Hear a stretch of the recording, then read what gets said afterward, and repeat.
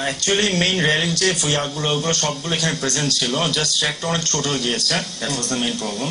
R other that যেহেতু এটা first time ওই হিসাবে মাশাআল্লাহ আমরা অনেক ভালো করেছি, ওদিকে আমি খুবই খুশি।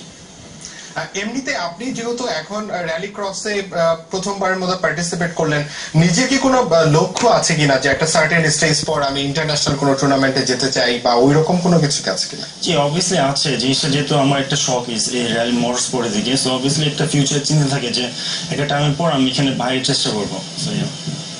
আচ্ছা, সেক্ষেত্রে ফ্যামিলি এবং ফ্রেন্ডসদের সাপোর্ট কিরকম? হ্যাঁ মাশাআল্লাহ ভালো সাপোর্ট আছে আমার। আচ্ছা, প্রথমবারের মতো ট্রফি জিতলেন, এটা নিয়ে মানে পরবর্তীতে কি বন্ধুদের মধ্যে বা ফ্যামিলির রিপারকেশন কেমন ছিল? হ্যাঁ মাশাআল্লাহ ভালোই ছিল, সবাই খুবই খুশি। জাস্ট লাইক অনেক ছোট একটা টাইমের মধ্যে সেকেন্ড হয়েছে, তো সেটা নিয়ে একটু আপসেট ছিল সবাই।